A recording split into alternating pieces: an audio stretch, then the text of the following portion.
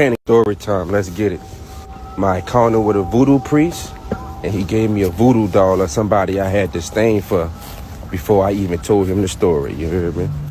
So I'm downtown in the French Quarter doing my little thing, you heard me? About to go pick up my little healing herbs, crystals, do what I do, right? I eventually get to the point over there where all the witches and the voodoo priests be doing their tarot card readings and everything. So I'm walking past one of them dudes, right? He like, yo, Pop, come in, let me holler at you. So I go pulls up on him, you heard me? Like, man, I felt your spirit, you heard me? Like, I feel like you're going through something. I got something for you to help you, baby. Now, at the time, you know, I'm already kind of acquainted with how everything really go with the whole magic system and the voodoo system because of my people being in it, right? So you just can't get involved and fuck with everybody that starts saying certain shit because sometimes niggas could be scamming and you don't know what they got going on.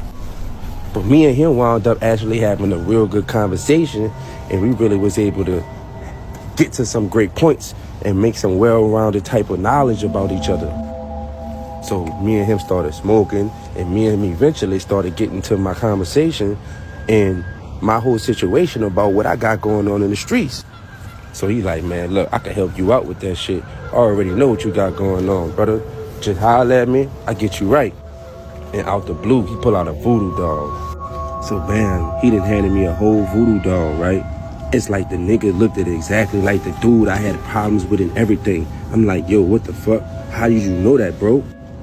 He like, man, I've been watching your spirit. I've been seeing you in my dreams.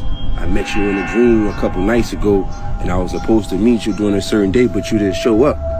And I'm like, damn, because I was supposed to come down there in the French Quarters like 2 days or a day before I pulled up, actually. So he like, yeah, nigga, I really was expecting you. I had been waiting on you. Ready to make that decision? Man, I wound up keeping the voodoo dog. Me and him wound up exchanging informations. We wound up talking and smoking again, right?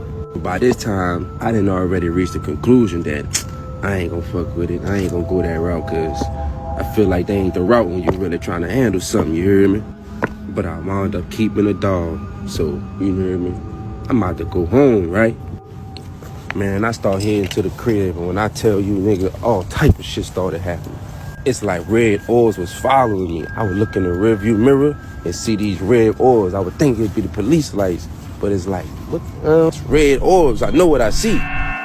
Man, I'm telling you, it started getting darker too. And I wound up getting home, bruh. When I tell you, one time I got home, I gotta go leave the house though. So I park, I go walk up the street to go holler at my little homie, bruh. When I'm telling you, it feel like them shadows was following the nigga. Them shadows was following the nigga. You know how you walk it and you just feel like there's a presence behind you. But when you look behind you, it ain't there no more.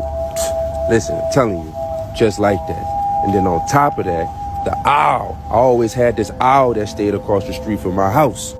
So every time I get home, man, the owl be right in the goddamn tree just looking at a nigga every time, you heard me? And owls see what you don't see. So I always felt like the owl was trying to give me a warning, like a sign, like, there's a shadow behind you, boy. You better get that thing from off you, you heard me? Man, so you know I wound up having to get rid of the damn goddamn dog, because I'm like, hold up, bro. Red orbs, you heard me? Shadows. I gotta figure out what the hell going on. So I gotta go highlight my auntie, because she do the same thing, right? Now my auntie explained to me, she like, that's because when you ready to make that decision, that power that's right there ready to get dark with you is ready to make that shit happen for you.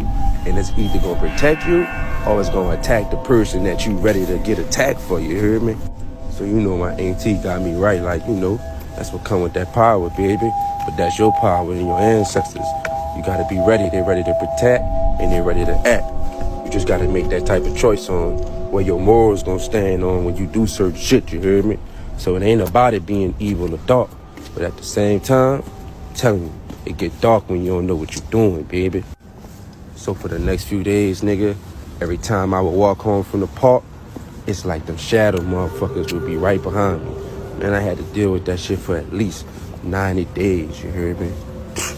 That's when it's about to start getting even more deeper, baby. Looks like you forgot. Once again, how powerful you are.